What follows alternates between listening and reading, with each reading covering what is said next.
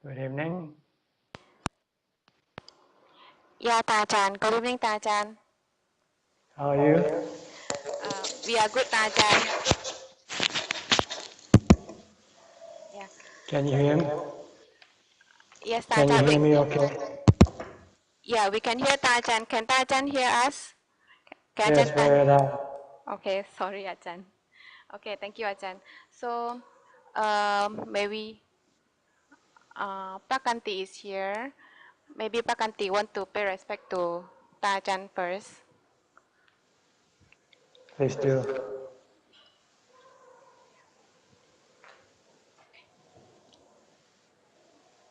Brothers and sisters in the Dhamma, let us all play pray respect to Ajahn together. First round. Second round. Third round. Please be seated. Yeah, Ajahn. So we are ready. May we ask Dhamma from Tajan, please? Thank you, Sadhu. How many are here tonight? Tonight, 55 Ajahn Tajan. How many men and women? We have we have not counted. Around half. Later we count first. We will update Tajan later. Is it okay? No, it's all right. Just to warm up, just to get the Oh, talking going. oh yes, Ajahn. So how many men are women? I just want to just get the conversation going on a bit. Yeah.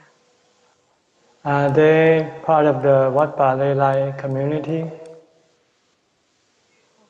There's a combination. Some from Wat Palelai, some from Sebastian class, some from yeah from the public Tajan. And they have been studying Buddhism for some time, I guess. There are some also from Sebastian class that they have been studying the under Sebastian, but we didn't go and check with them their background and everything, Ajahn. Mm. Yeah. Because before you can practice effectively, you first need to study the teaching of the Buddha first. I'll keep on talking. Okay, Ajahn. Sadhu, Ajahn. Thank you. Because if you haven't studied before, you might not understand the reason behind the Buddha's teaching. What's the purpose of meditating? What's the goal of meditation? The Buddha's goal in teaching the meditation is to use it as a tool to eliminate all the bad feelings that we have. Bad feelings can only be eliminated by the practice of Buddhist meditation. Nothing else in this world can eliminate your bad feelings. If anything in this world could have eliminated your bad feelings, you would all have already eliminated them. But you still have bad feelings. That's because nothing in this world can cure or get rid of your bad feelings.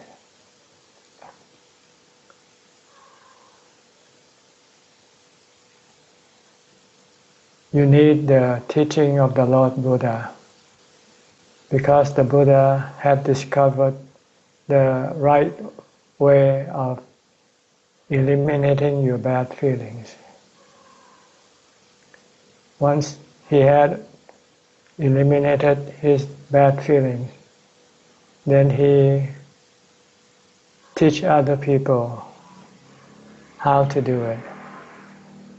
People who listen to his instruction and follow his instruction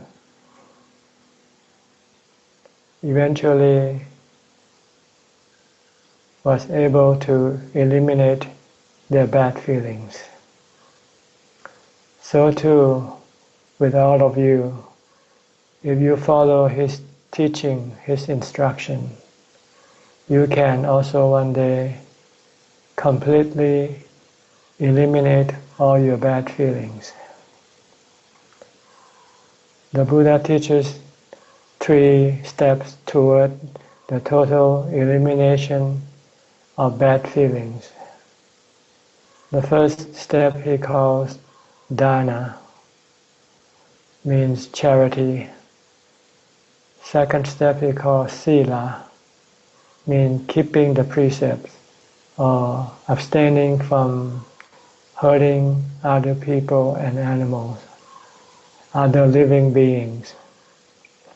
Third he called pavana, which consists of 2 parts. The first part is called samatha pavana, calming the mind by meditating, sitting, closing your eyes, and concentrate on one object to stop your mind from thinking aimlessly. After you have calmed your mind becomes peaceful, then it is ready to learn the truth that the Buddha had discovered. Because if you know the truth like the Buddha knows, then you can eliminate all of your bad feelings. Your bad feelings arises because you don't know the truth. You see the truth not according to what the truth is, but according to what you think it is. And what you think it is delusional. It's not according to the truth. So you have to teach or reteach your mind the truth. This is the third step, the final step, before you will be able to completely eliminate all your bad feelings. So these are the steps you have to go through. You cannot skip them because they are interdependent. They're supporting the other, like the practice of dana or charity support the practice of maintaining the precept. The practice of maintaining the precept will support the practice of meditation. The first step of meditation, that is the meditating for calm, bring your mind to peace and calm. After your mind becomes peaceful and calm, then you can teach your mind the truth. And once the mind sees the truth, then the mind will act accordingly. Right now, the mind doesn't act the way it should be acting. It is not thinking the way it should be thinking. It is thinking contrary to the truth, going against the truth. Once you go against the truth, you will generate stress, bad feelings in you. So this is what you have to develop from first step to second step to third step and to the fourth step. Some of these practices can be done at the same time, but with different level of intensity. When you first started, you might practice on a low level of intensity. Like when you give dana, you give to charity, you might give a little bit at first, maybe one tenth of your income, and then you can maintain the precept about one tenth of the precept, and you will be able to meditate for about one tenth. But if you increase your practice of dana, of charity, by giving more, then you will be able to maintain more of the precepts, and you will be able to practice meditation more. So this is how things go. You have to first let go of your attachment to your possession, because attachment to your possession will prevent you from being able to keeping the precept. Sometimes when you want something bad, you are willing to do something bad just to do or keep what you have. But if you are not attached to your possession, then you will be able to maintain your precept, keeping your precept. So the first step is you should try to let go of your possession as much as possible. Let go of the things you love. Let go of the people you love. Because when you are attached to people or things that you love, you would want to do everything possible to keep them. But sometimes things happen that you cannot keep them. But you still might try to do it in the wrong way, like breaking the precepts, being dishonest, cheating, for instance, or hurting other people. So charity is actually a mean for you to let go. You should have too much possession, because they cannot get rid of your bad feelings. The less you have, the less bad feeling you will have. The more you have, the more you will have bad feelings. So the Buddha teaches the living in a frugal and austere manner. Just have enough to maintain life. You don't need anything more than that. Anything more than that will be cause for your bad feelings, not for your good feelings. Because when you have things, you want them to be with you all the time. You don't want to lose them. But by nature of everything in this world, they are not permanent. They are subjected to change and dissolution. Sooner or later, one day, you will lose everything that you have today. But if you are not attached to what you have, when you lose them, you won't have any bad feelings. But if you are attached, when you lose them, you will have strong bad feelings. So this is the first step to get rid of your bad feelings concerning the possession that you have and people and things that you have. You have to constantly remind yourself that everything that you have is your temporary possession. They are not permanent. Anything that you have, even your body, one day you will lose your body. We all will lose our body. No one can stop it, because this is the truth. So if you can constantly remind you of this fact, it will help you to lessen your grip on your possession and lessen your desire for possessing more and more. But if you don't reflect on the cessation of the body, you will forget and you will be driven by your delusion to think that to have more will make you happier because you can do more.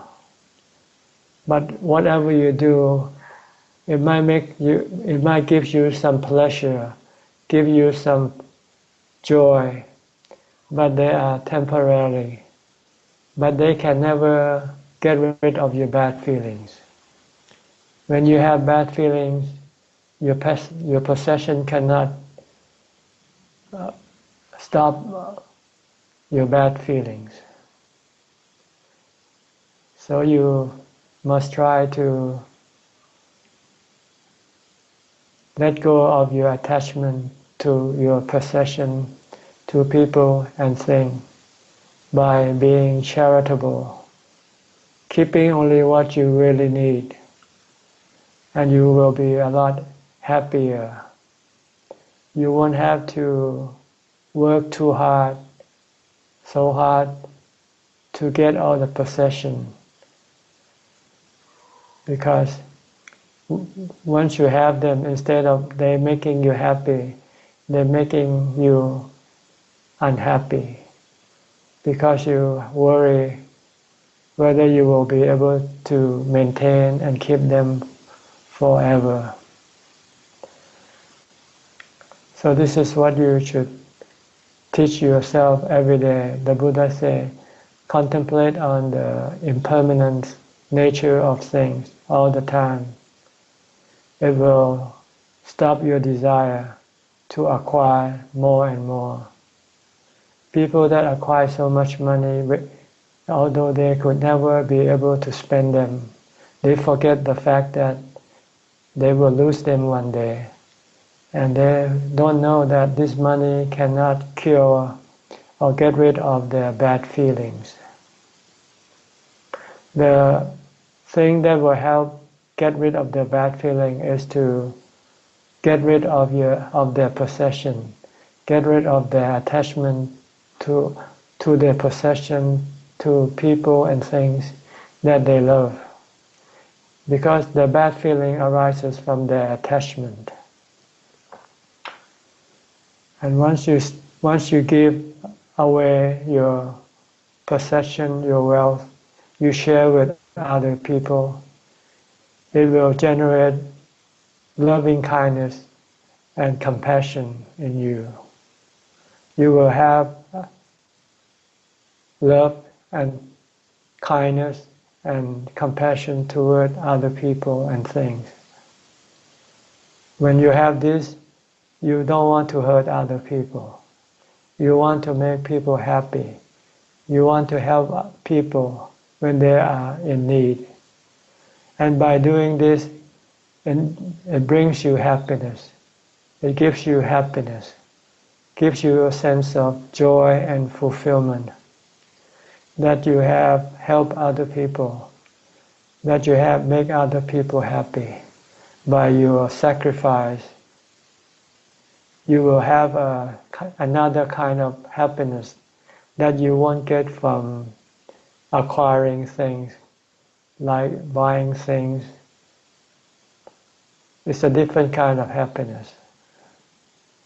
And this kind of happiness will keep your mind peaceful and prevent your mind from being greedy, being possessive, wanting more and more. You will become content at one level.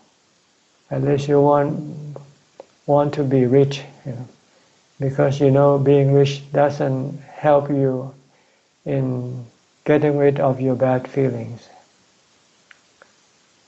So when you give to charity more and more, you have compassion and love for other people. Then you will be able to keep the precept first the 5 precepts. And once you can keep the 5 precepts, then you can move up to the 8 precepts. Because if you want to meditate, you need to keep the 8 precepts. You can start by keeping the 8 precepts on your day off, the day that you don't have to go to work. And then you can combine this with your meditation practice. You should set a special day where you will not do other kind of activity. You want to concentrate on the activity of the mind. You want to bring peace and happiness to your mind. You can do this if you stop doing other kinds of activities, such as the ones prohibit you in the 8 precepts, like abstain from killing, abstain from stealing, abstain from sexual activity. If you keep the 8 precepts, you cannot have any sexual activity, even with your own spouse. If you keep the 5 precepts, you can still have the sexual activity with your spouse. But if you have this sexual activity, it will interfere with your meditation. It will take away your time to meditate. And you won't have the heart to meditate. So if you want to develop peace of mind and happiness of mind, you have to give up your physical pleasure, like the sleeping with your spouse, your partner. Just for one day, one night, you want to switch to a different kind of happiness, switch to a different kind of activity. This activity is called bhavana or meditation. If you can maintain the 8 precepts, then you won't waste your time with sleeping with your spouse. You won't have to waste your time eating, because you will only eat until noon time. You don't have to eat in the evening or even at night before you go to bed, because your body had plenty of food already. What's really hungry is not the body. It's usually your mind that is not calm. When your mind is not calm, there will be lots of desire coming out, wanting to see, to hear, to drink, to eat. So you want to calm your mind. Once you can calm your mind, then your desire for things sensual will disappear. And you can stay doing nothing and be happy and comfortable. So you have to try to maintain the 8 precepts.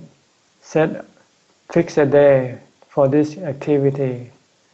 For Buddhists, they usually start from the sunrise. The day starts in Buddhist calendar. We count the day starting from sunrise. Now it's about 6 o'clock, and end the next sunrise. It's complete 24 hours. This is the day you want to devote to the development of peace of mind and happiness of heart. So on this day you want to keep the 8 precepts. If you cannot do dana, if you want to be isolated, because when you meditate, it is very helpful to be alone. So you don't have to worry about giving dana on that day. You can do it on some other day. So when you get up in the morning, before you start your practice, you might have to start setting up your resolve first. Resolution, atithana. Atithana in Buddhism doesn't mean prayer for something. It means to set up a goal, a purpose. Like you will set up a purpose that today from 6 o'clock, 6 a.m. to 6 a.m. tomorrow morning, I will keep the 8 precepts.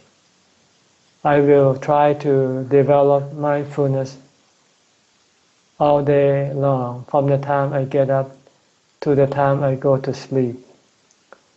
And when I don't have to do anything, if I can sit down, I will sit down and meditate like you do tonight. But you want to do more than just half an hour. You have 24 hours. You might give up 4 hours for your sleeping. So you have 20 hours to meditate, to develop mindfulness. When you meditate, before you can meditate successfully, you first need to have mindfulness. Because mindfulness is the tool to stop your mind from thinking, to stop your mind from being restless and agitated. If you have mindfulness, you will be able to push your mind into calm, pull your mind into calm, to peace, to happiness. If you don't have mindfulness, your mind will keep on thinking endlessly and aimlessly. As long as your mind keeps thinking, you will not be able to experience peace of mind or calm. So, from the time you get up, you should develop mindfulness. You can use anything to use as your object of mindfulness. You can use a mantra, or you can use your body, for instance. If you use a mantra like Bhutto, you just keep reciting Bhutto, Bhutto, Bhutto as you get up, as you go to the toilet, to wash, to brush your teeth, as you go to get dressed, as you go to eat, while you eat, whatever activity you do, keep your focus on your object of mindfulness. If you use a mantra, just keep repeating the mantra, Bhutto, Bhutto, Bhutto, as you do your activity. If you don't like to recite the mantra, you just like to watch, just keep watching your body. Every action, every moment, from the time you getting up, sitting on your bed, standing up, walking, step by step, watch every step of your movement. Watch every activity that you do with your body. Don't let your mind go away to something else. If you can maintain this level of mindfulness, when you sit and meditate, you can concentrate on your meditation object and will not wander, go away. If you can focus and stay with your meditation object continuously, your mind can become calm very quickly. Maybe 5-10 minutes, your mind can already be calm. But if you have no mindfulness, you will not be able to focus on your meditation object continuously. You might be able to watch your breath for a few seconds. Then you might start to drift and think about this and think about that. Maybe for a while before you realize that, then you come back to watching your breath for a few more seconds. Then you go thinking again. So after 30 minutes, you don't get anything. You don't get any result. because your mind is not fixed on your meditation object. And your mind cannot be fixed because your mind has no mindfulness. So you must develop mindfulness first before you will be able to meditate successfully. So developing mindfulness is the most important thing in your practice of meditation.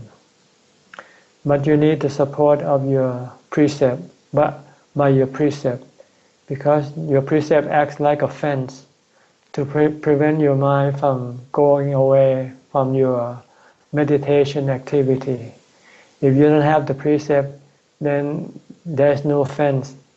Like if you want to keep your pet in place, you need a fence. Like if you have cows, cattle, horses, and you want them to stay in one place, you need to have a fence to fence it around. If you don't, they will go wandering everywhere.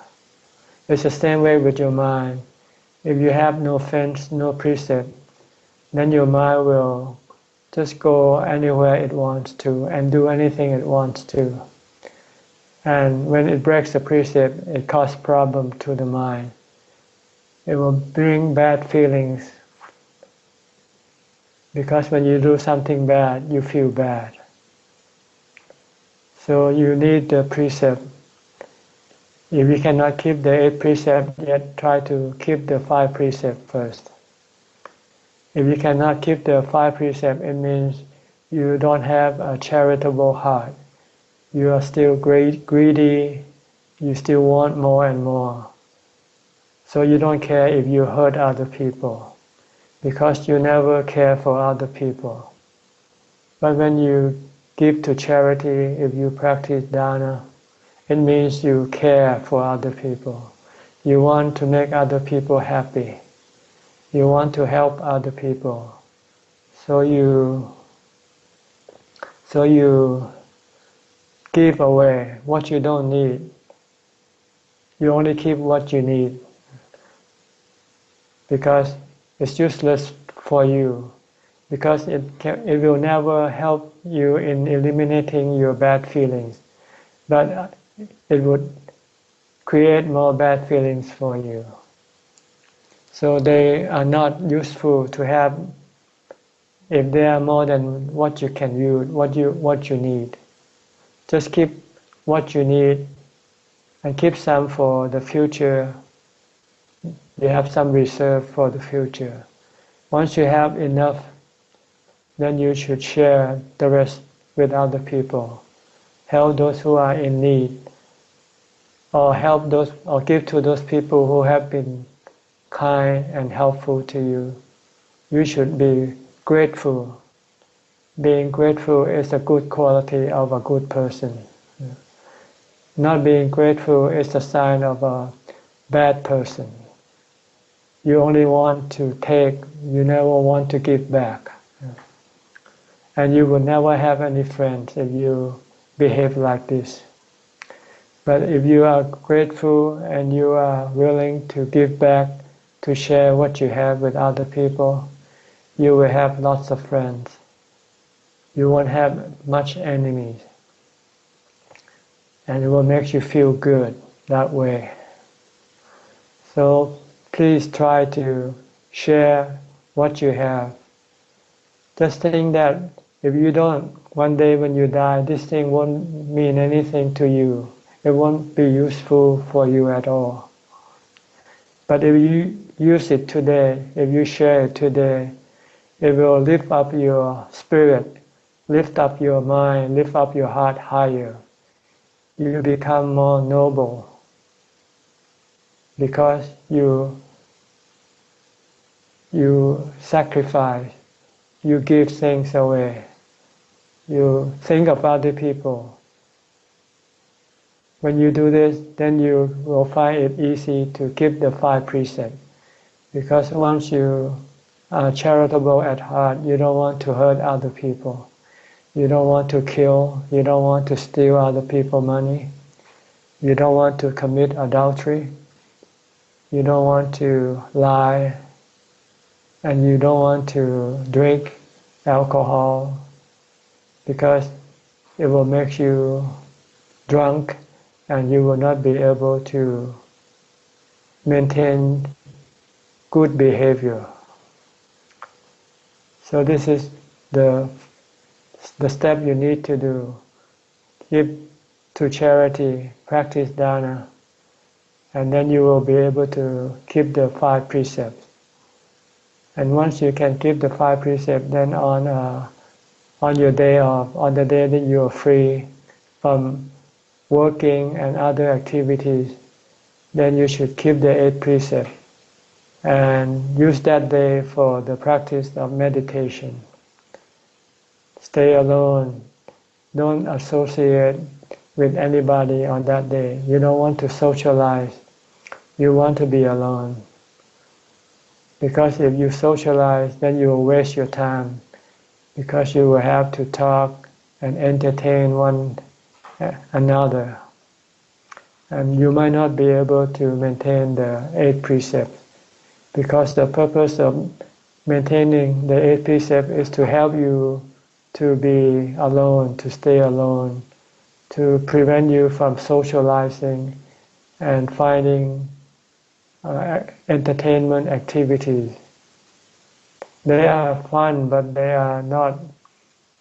cannot help you eliminate your bad feelings. What can eliminate your bad feeling is meditation.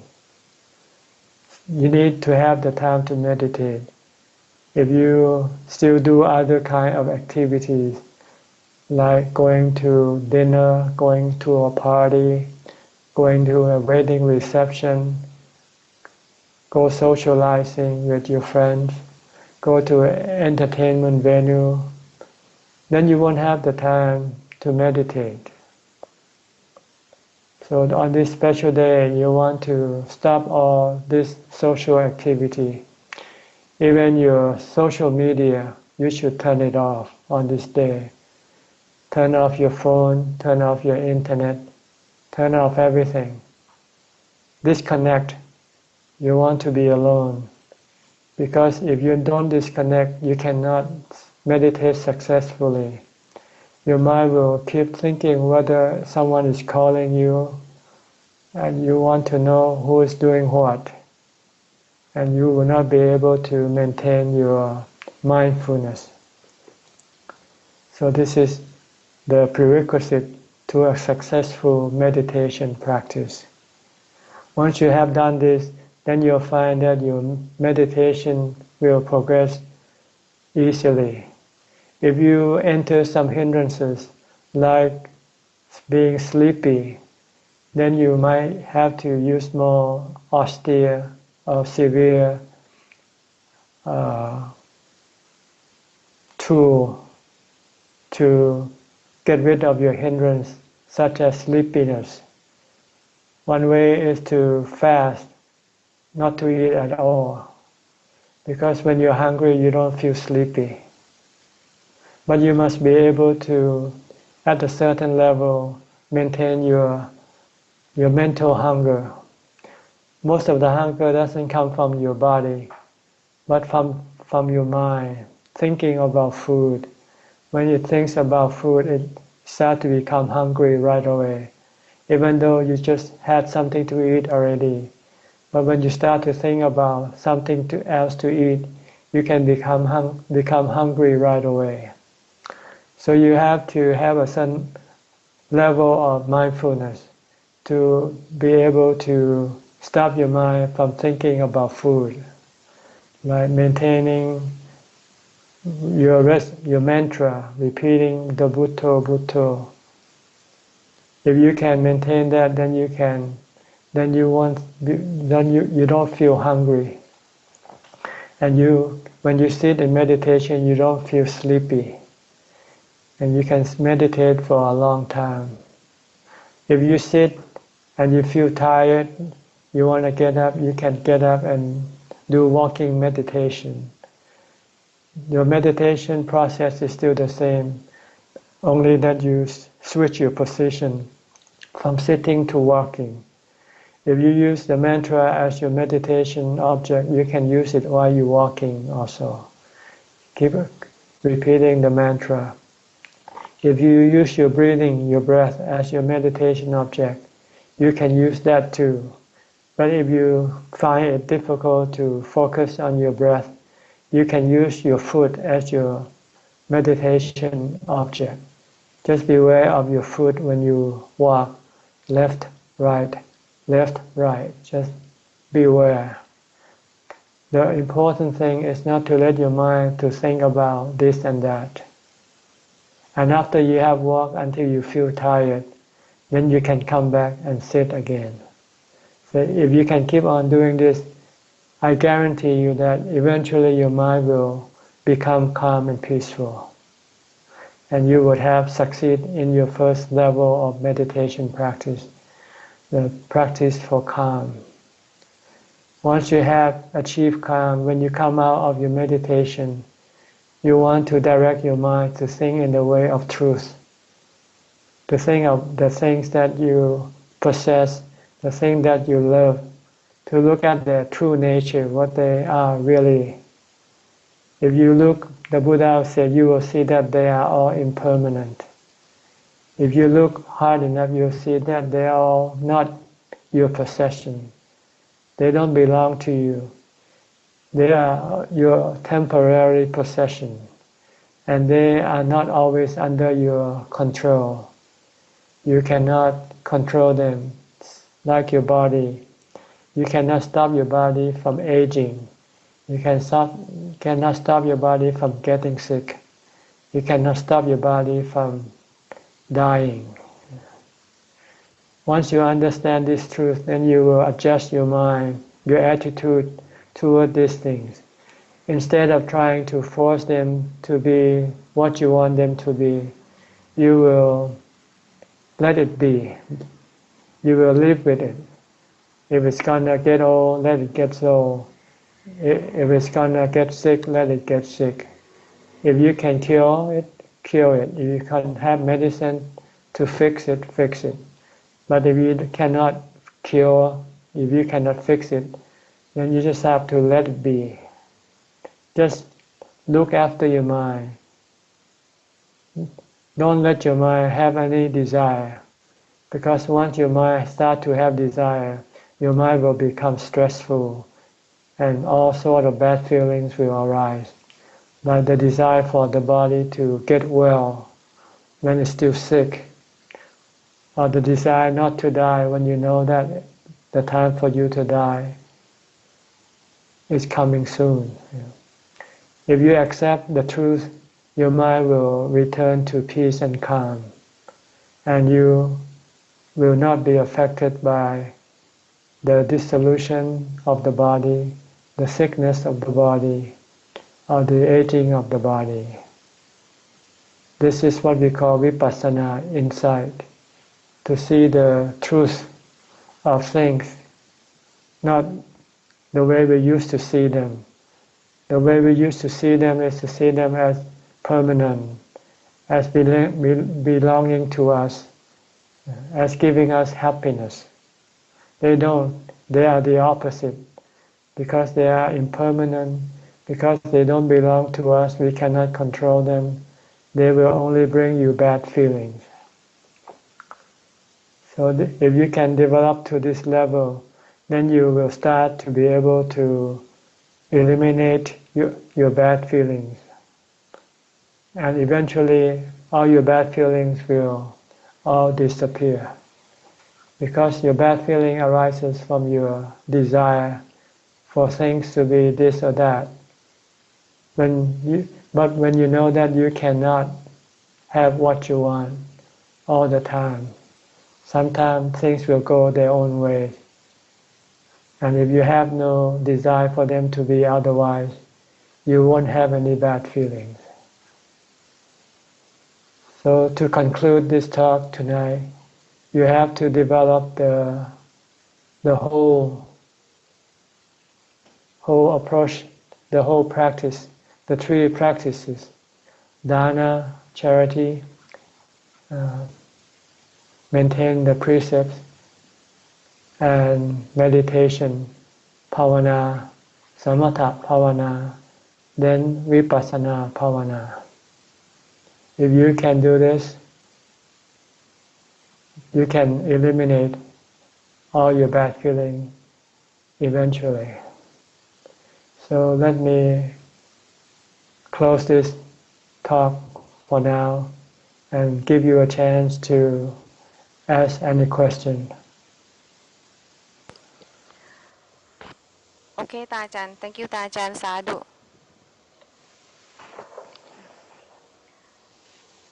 so we have a question so we start the Q&A session ตาอาจารย์ Go ahead.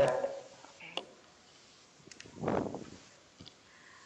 From the last week talk, ตาอาจารย์ advised that we read or learn from sutta and practice at the same time. Can please ตาอาจารย์ point out which sutta are important to study and help in our practice? Thank you ตาอาจารย์ There are several major important sutta. The first one is the Dhammacakkappavattana Sutta, the first sermon, the first talk that the Buddha gave to the 5 ascetics, to his 5 former disciples, in which he taught about the 4 noble truths and the Eightfold Path.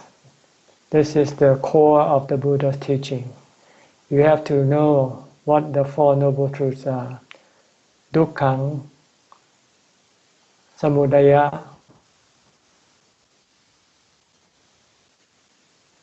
Nirodha, and Magga. Dukkhang means stress or suffering, mental suffering. Samudaya, the cause of this mental suffering, consists of the 3 desires. Desire for sensual pleasure, desire to become, and the desire not to become. These are the cause of your mental stress, mental suffering, not physical, mental. The problem is not the physical suffering, but it's the mental suffering. The physical suffering is minute when compared to the mental suffering. So we have to know the cause of this mental suffering, and we have to find the tool to eliminate this mental suffering, to eliminate this cause of this mental suffering, the 3 desires. And the Buddha said the tool to eliminate is called the Magga, the path, the Eightfold Path, the Noble Eightfold Path, which boils down to the 3 practices that I mentioned to you tonight: Dana, Sila, and Bhavana. If you can develop this Dana, Sila, Bhavana, then you will have the tool to get rid of your desire. When you have no desire, then there will be no suffering, no stress. This is the first sermon.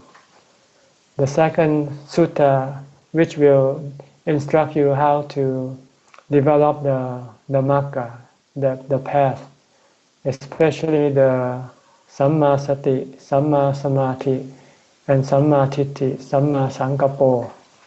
These are the 4 major factors of the Noble Eightfold Path. It is contained in the Samatha Bhavana and Vipassana Bhavana. So this is what you have to learn, how to develop mindfulness. The 4 Satipatthana Sutta will instruct you how to develop the mindfulness. It will instruct you how to sit in meditation in order to bring the mind to calm and peace. And after you have developed calm and peace of mind, when you withdraw from that state, when your mind starts to think, then you direct your mind to think in the way of insight. The way of insight is to look at everything as the three characteristics. They are anicca, impermanent, dukkha, they are stressful, and third, they are anatta. We cannot control them. They come and go like the weather. They are nature. We cannot control nature. We have to abide and live with nature. So this is the second important sutta. For meditator, this is the most important sutta. But if you're still a lay person and you still have to involve with people, activities, social interaction, so forth, then you should learn the Mangala Sutta, the auspicious action. I think there are about 38 of them, starting with knowing who to keep as your company. The Buddha said you should keep company with the wise and avoid keeping company with the fool, with the foolish. This sutta will instruct you how to interact with people and things around you, all the way up to the practice of meditation and the attainment to the Nibbana is contained in this sutta. So I think these three important sutta, I think you should study, read it, and you can then search for commentary, and that will explain further, because this sutta will only contain just the headlines. There might not be details.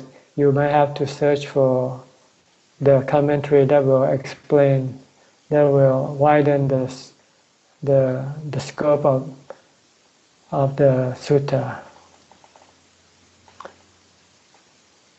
I used to,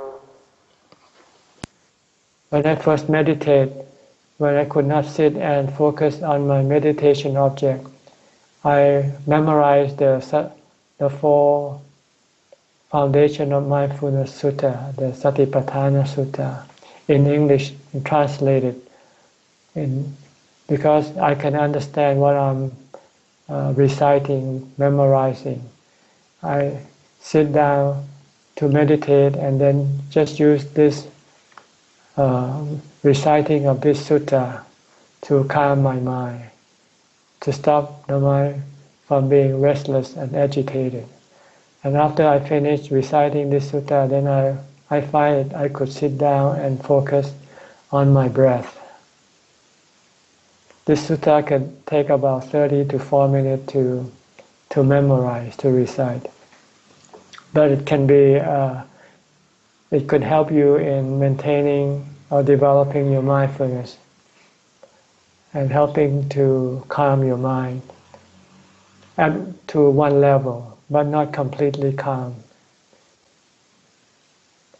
This is my answer to your question.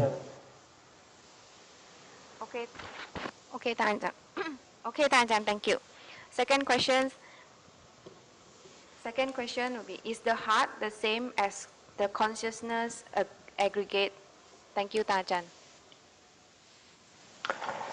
Well, first of all, let me clarify that we can use several terminology to mean the same thing. So when I say mind or heart, I mean the part of us that is not physical, non-physical part. The physical part is our body, but the other part, the one that think, that feel, that know, this is the non-physical part. And in Buddhism we call it mind. In Pali we call it citta. We call it heart. In Pali it means mano. So they mean the same thing. we're referring to the same thing, the non-physical part of us. It is one, but in this non-physical part, it has several parts. The aggregates such as Vedana, Sanya, Sankhara, Vinyan. These are the aggregate. These are the components of the mind, of the heart. The mind uses this to navigate. The mind in itself, in its pure form, when it's completely calm, is just knowing. But when it has to interact with other mind, it needs to have this aggregate, Vedana, Sanya, Sankhara, Vinyan. Vedana is feeling. Sanya is memory or perception. Sankhara is thinking, thought. Vinyan is consciousness, being conscious of the things that enter into the mind, such as the picture we see, the sound we hear, the smell we smell, the taste we taste, and the things that we touch. This is done by vijnana. The vijnana will receive this sense data and send it to the mind. Once it comes into the mind, then the sanya will come into action. Sanya is to try to figure out what this sight, this picture that we see, this sound that we hear, whether it is a man or a woman, whether it's your friend or your enemy. When sanya has figured out who this picture that the eye see, then it will have feelings. If you see your friend, you will have good feelings. When you see your enemy, you will have bad feelings. And after you have this feeling, then your thought will come into work. If you have good feeling, then your thought say, let's have more of it. If you have bad feeling, you say, let's get rid of it. So this is how your khanda works, your nama khanda, the four nama khanda. It is the one that help the mind interact with the other mind, the other people. Okay? Okay, Ajahn. Thank you, Ajahn. So the next question, I use the mantra Buddha for my meditation practice. Recently, my meditation practice, my head has started to twitch and shake by itself once every minute and can be quite forceful. Typically, if I ignore this and I just concentrate on the Buddha, my mind can drop into a deeper calm and then the shaking stops, but it will start again. Could I please seek Tajan advice on this? Thank you, Tajan. You should just ignore whatever happens. Just try to concentrate on your meditation object. Sometimes your body, your mind, your defilement, your kilesa will try to disrupt your concentration by creating all kinds of obstacles, all kinds of experiences. But if you ignore them and just concentrate on your object, your meditation object, then when your mind becomes calm, then all these things will disappear. But if you pay attention to them, then you will not be able to continue on with your meditation. So try to not to pay any attention to anything except your meditation object. Then you will find success in your meditation. Okay? Okay, Tajan, thank you. For the next question, if my breath is not stable, I can't even maintain clear and continuous attention. What should I do, Tajan? Thank you. Your breath can be stable or not stable, it's no problem. All your mind have to do is to acknowledge, just to be aware. If you have a short breath, just be aware that you're breathing short. If you have long breath, just be aware that you're breathing long. Don't have to interfere with your breath. Leave it alone. you only want to use your breath as your anchor to keep your mind anchored to something so that it doesn't go think about this and that. The Buddha said if the breath is short, just beware it is short. If the breath is long, just beware it is long. If the breath is coarse, just know that it is coarse. If it is subtle, if it is fine, just know, just beware, and don't think about anything, even the breath. Don't try to have any criticism of the breath. Just beware, just watch. You don't want to think.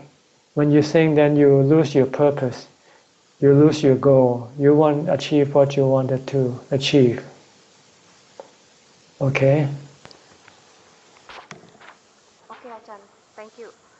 For the next question, do people with good logical or analytical skill have an advantage in Vipassana meditation? Thank you, Ajahn. I think they will, because in Vipassana we use rationality, we use logic, we use cause and effect. This thing happen, make this other thing happen. See? This is some like the Four Noble Truths is logic, cause and effect. Our bad feeling arises from our desire. Our bad feeling disappear when we get rid of our desire. And the thing that will help us get rid of our desire is the vipassana, is the knowledge, the truth, the knowledge of impermanence, of stress, and of anatta.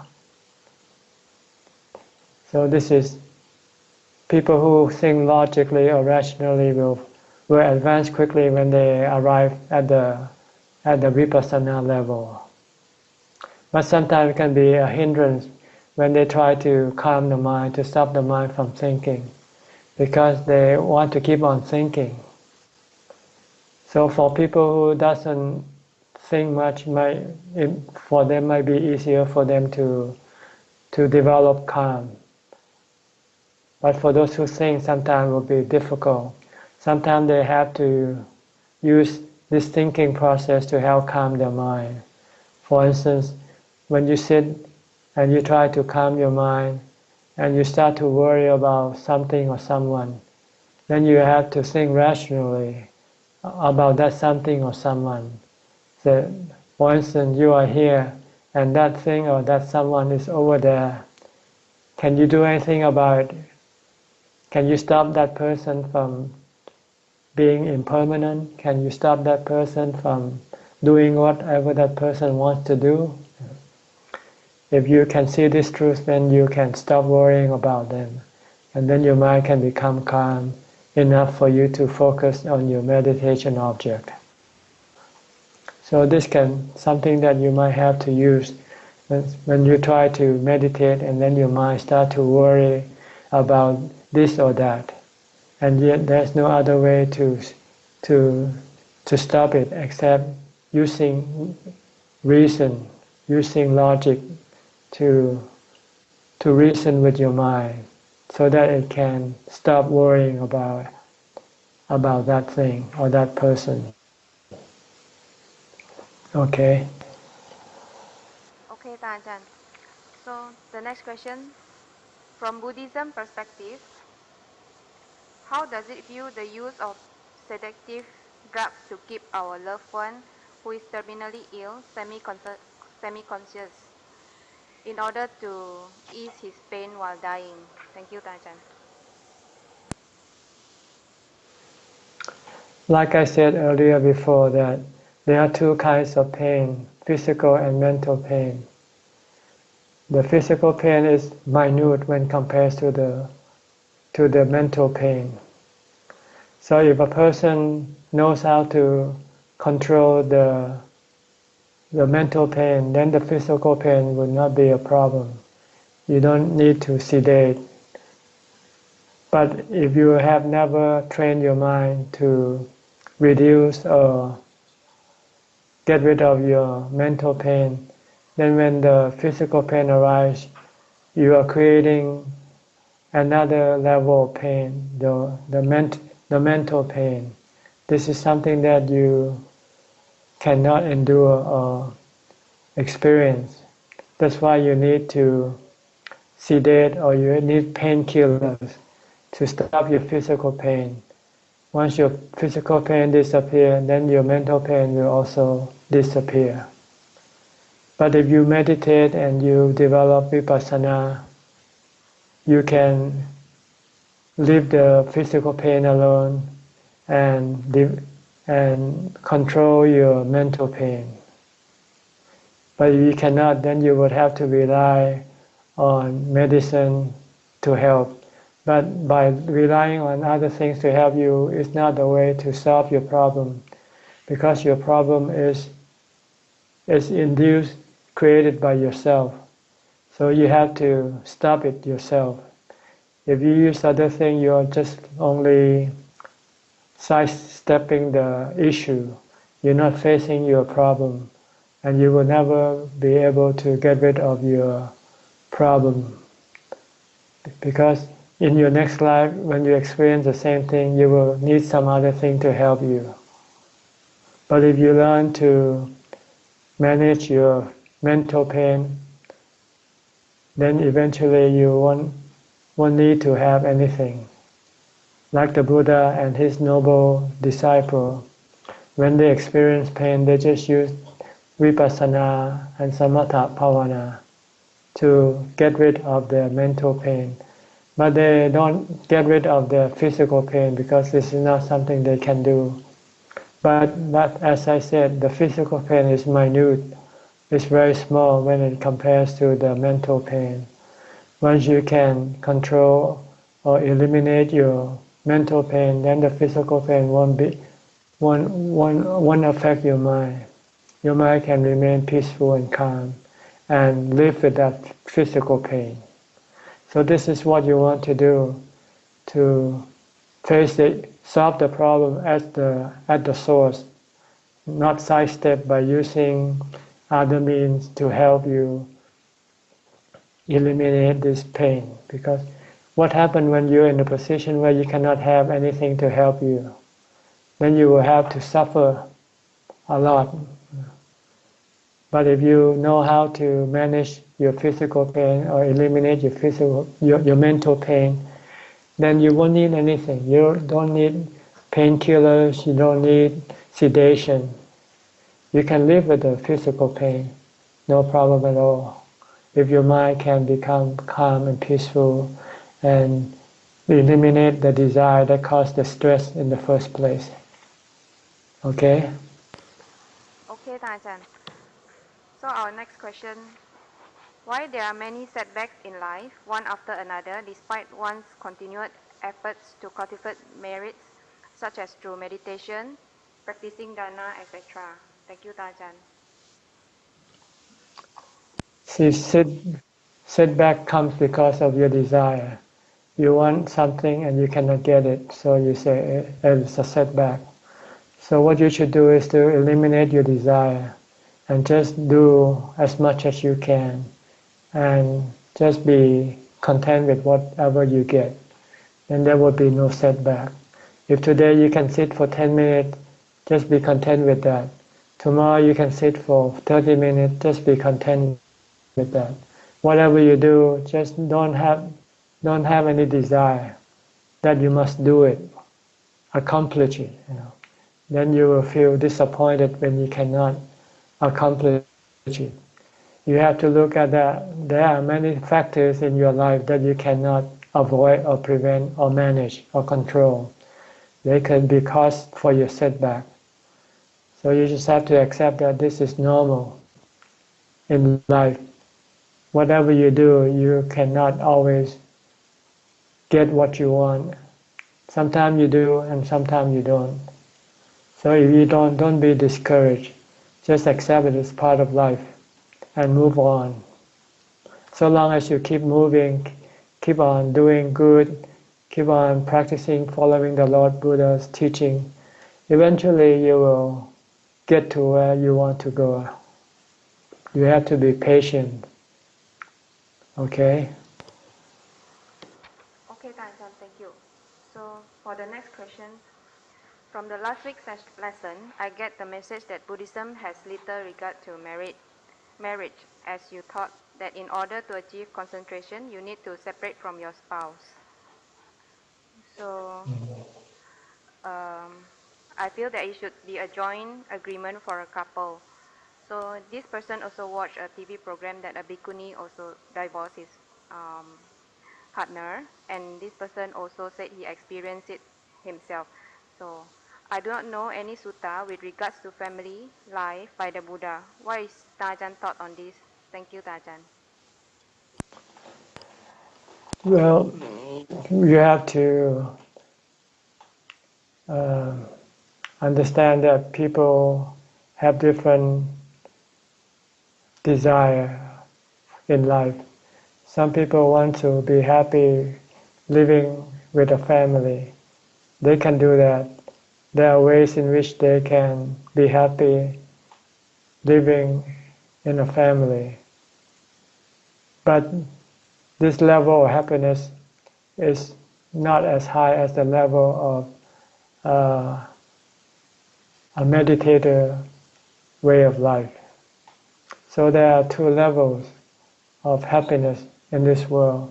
The level of living socially with your family and friends. You can be happy, but at the same time you also have the price you have to pay when you lose you love, when you lose things that you love. So this is something you trade off if you want this kind of happiness. On the other level of happiness, you don't want to trade off. You don't want to lose things. So if you don't want to lose things, then you don't have to have things. That's all. If you have nothing, then you have nothing to lose. This is another level of happiness. So it's each individual's choice. See? Buddhism is not against anything. Buddhism teaches the way of living of these two different kind of happiness. If you live a family, keep the five precepts and be charitable. Share your wealth, share your happiness with others. Then you can have happiness. If you want another kind of happiness, the happiness of being alone, of having a peaceful mind, then you have to have the eighth precept, and you have to live alone and be alone and be self-reliant and find happiness inside, not outside. It's like going to an automobile dealer and they sell you different kind of cars. They have different price tag and each car have different features. So you choose which kind of feature you like. So it's the same way with your livelihood. Which way you want to live, you can choose. You want to live socially, you can do that. You want to live alone, you can also do that. There's no conflict. There's no discrimination or anything like that. Yeah. Because people have different preferences. So there are people who will be a family person, and there will be people who will be an ordained or a meditator. So it's up to you to choose for yourself. Okay? Okay, Tajan. Thank you, Tajan. So the next question, sorry, Tajan. Now is about 9:11. We still have about 8 questions. So can we ask Tajan whether we continue or we'll take guide from Tajan? It's up to the audience. If the audience is willing to listen more, we can go on. Okay. So raise your hand whether you want to stop now Okay, Tajan. So we'll find or out from the. continue on. Okay, Tajan. So we'll try to find out in a while.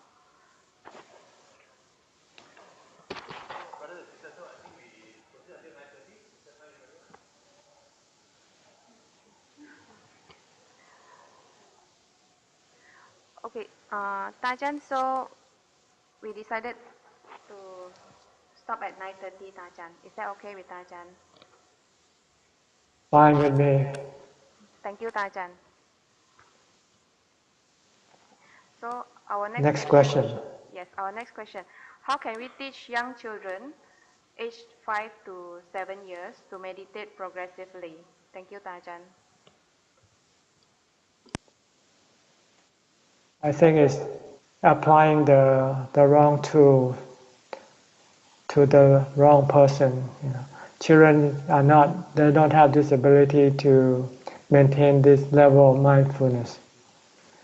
Children, what they need is good basic teaching, how to be a good person, like keeping some of the precepts, like not lying and being obedient to old people, to the older people, to the teachers, to the parents, to be respectful and to be charitable. This is something that you first must teach them.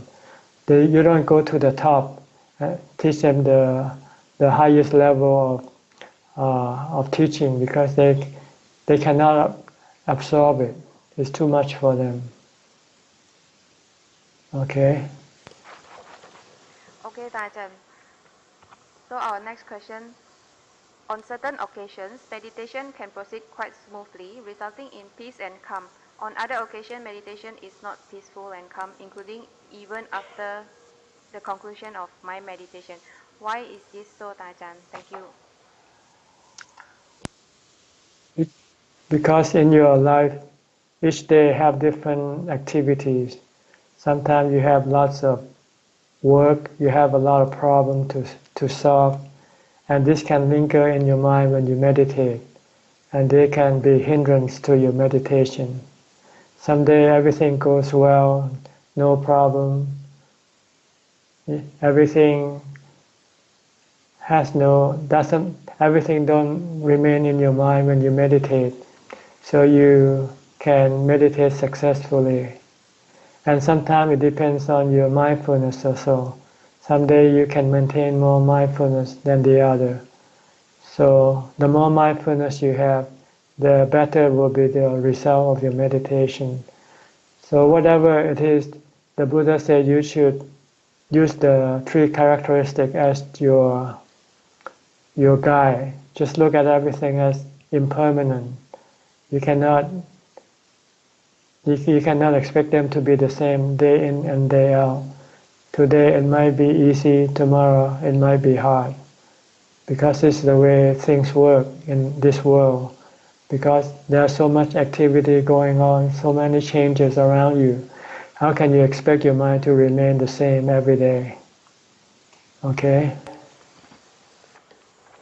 Okay, Tajan, thank you. So our next question, how can I apply a middle path in daily life? And how do we know that when we have strayed from the middle path? For example, some people take unfair advantage of us or have crossed the limit of acceptable behavior. How should I respond so that I'm keeping to the middle path? Thank you, Tajan.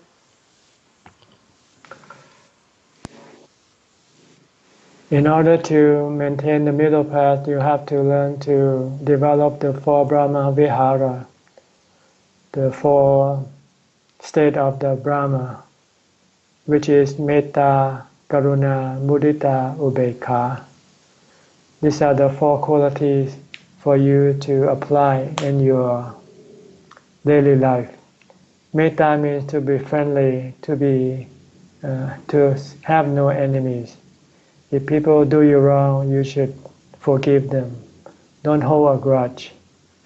If you have something you can share with other people, share it. Make friends, don't make enemy. This is metta. Karuna is helping people when they are in need. When you see someone in need and you can help them, give them a hand, then you will feel good, feel happy. Thirdly, if someone have succeeded in whatever they do, you should be joyful with them, congratulate them. Don't be jealous of their success, even though they might be your competitor. Like when you play sports, one side will have to win and the other side will have to lose. So the loser should be gracious, should be happy with the other side's success. If you can do this, then you will be peaceful, happy, and have no enemies, because you will not think anything bad about your opponent. You accept that in life will be winning and losing, but you don't have to get angry or sad or mad when you lose. And when you get mad, angry, or lose, you're hurting yourself, not your opponent. So try to be gracious, graceful when you lose, or when people are more successful than you are. You should feel happy with them. The fourth is ubekha. This is the keeping your mind in a neutral position. When things go wrong or things go bad with you or with somebody else, and there's nothing you can do or help, then you should have to just to be ubekha, just to be neutral. Don't react. Don't feel bad, because feel bad won't change anything. Like someone you love getting sick and they might have to die, but you don't want them to die. But there's nothing you can do, because it's the way things work. Things come and go. They are beyond your control. To feel sad or bad, it will only hurt yourself. So sometimes you have just to remain ubekha. And the way to have ubekha is to meditate. When you meditate and your mind become calm, then you will have ubekha. Once you have this ubekha, when things happen and there's nothing you can do, then you can bring your mind to ubekha. You won't feel bad. You just accept that this is the way things work. So this is something that you should try to develop and use it in your daily life when you interact with people. Okay? Okay, Tajan, thank you, Tajan. So our next question, which is related also, is it also include if I'm biased about someone, I will see him very negatively no matter what he does. So how do I apply the middle path in this case also? Thank you, Tajan. You should look at that. You should look at the other people, the common things that we have. Like when we born, we are all subjected to aging, sickness, and death. So we are the same in this respect. We also have the 32 parts, the same. We have hair of the head, hair of the body, have skin, teeth, nail, flesh, and all the organs of the body. There is no difference.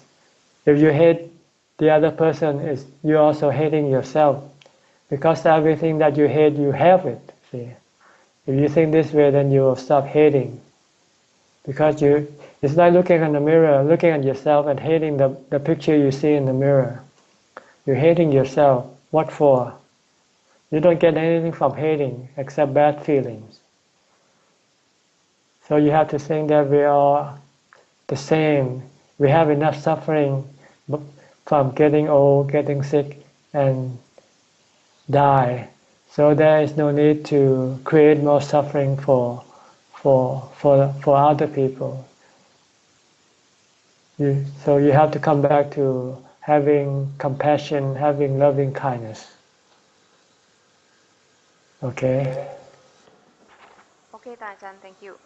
So the next question, when we harbor ill feelings towards other people, such as hatred and anger, we can ask ourselves to let go. But what happens when we encounter people who have harbor ill feelings towards us? what can we do, Ajahn?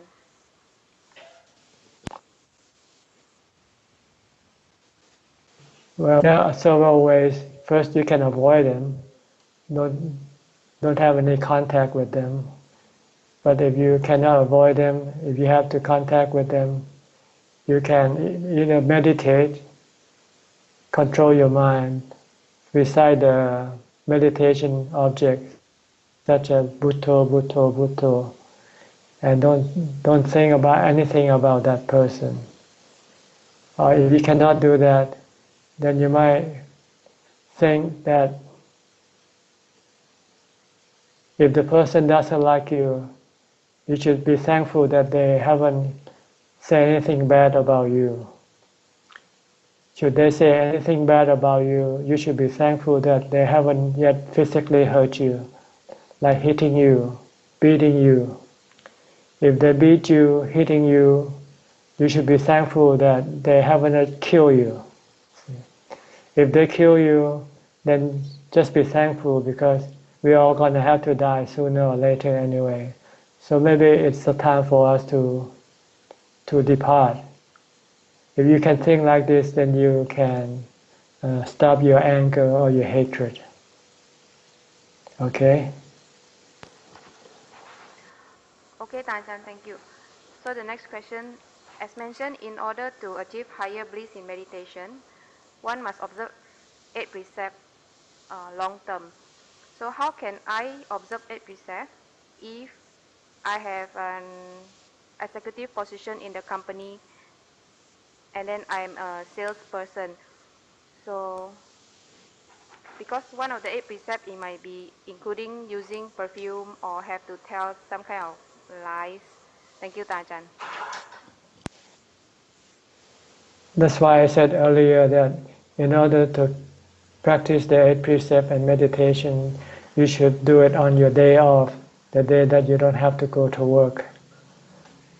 And once you have practiced and achieved the result, then you will find that the result is far more better than the money that you get from working. Once you have this, then you will be willing to give up your job and practice full time, just like the way I did. Okay? Okay, Ajahn. Thank you, Ajahn. So the next question is about nimittas. Are nimittas essentials for awakening? Thank you, Ajahn.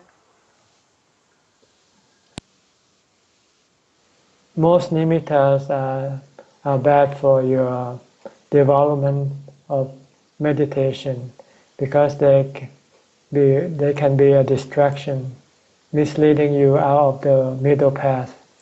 The middle path when you meditate is to enter into emptiness, into calm and peace.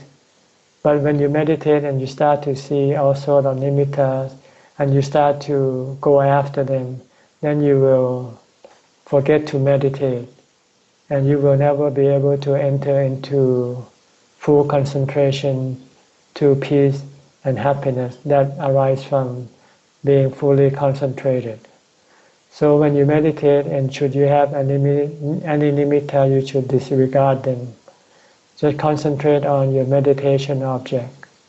And if you do this, eventually these nimittas will disappear. And your mind will then enter into full concentration. When it does that, it will have nothing left except emptiness and peace and upekkha. And you can see the mind in its pure form, the one who knows, the knower. Then you will know that the mind and the body are two separate things. Because during that time, the body will disappear from the mind's awareness. Then it will give you the capital or the strength to, when you come out of your meditation, to be able to let go of everything. Because you know that the mind can be by itself and be happy. It doesn't need to have anything. Okay? Okay, Tajan, thank you. The next question will be, may Tajan please share with us some technique to overcome restlessness? Thank you, Tajan. Restlessness is because you think too much. You have no mindfulness to restrain your thinking. So you should try to develop mindfulness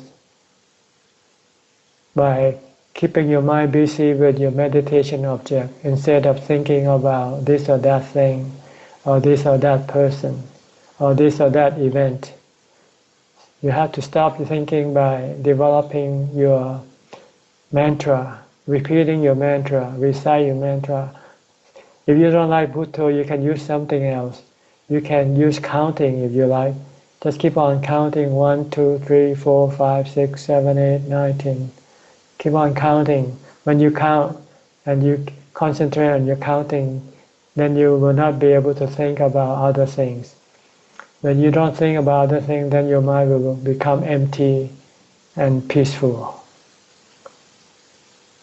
Okay? Okay, Tajan. Thank you, Tajan. So those are questions for this week. So we'll meet Tajan again for next week session, Tajan. Okay. So we would like to pay respect to Tajan. Let me give the Anumodana. Okay, Tajan. Yat Thā Vārivaha Pura Paripurenti Sakhalang Evameva Ito Tinang Petanang Upakapati Ichitang Patitang Tumhang Kipameva Samicchatu Sapphe Purentu Sankapa Janto Panahara Suyatha Manichoti Raso yatha saphitiyo vivachantu sappharoko vinasatu mate bhavatavantarayo sukhiti kayuko bhava apivatanasi litsa nityang uttha pacayino jataro dhamma vatanti ayuvano sukhang Padang.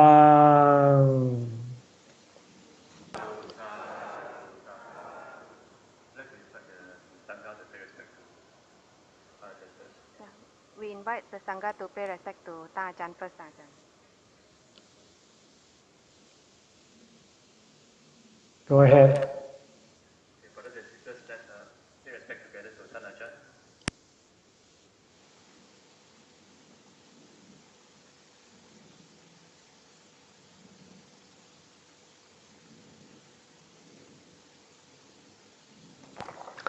So, Yeah, thank you, Tajan.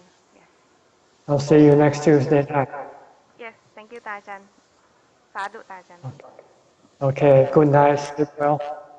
Okay, Tajan. Sadhu.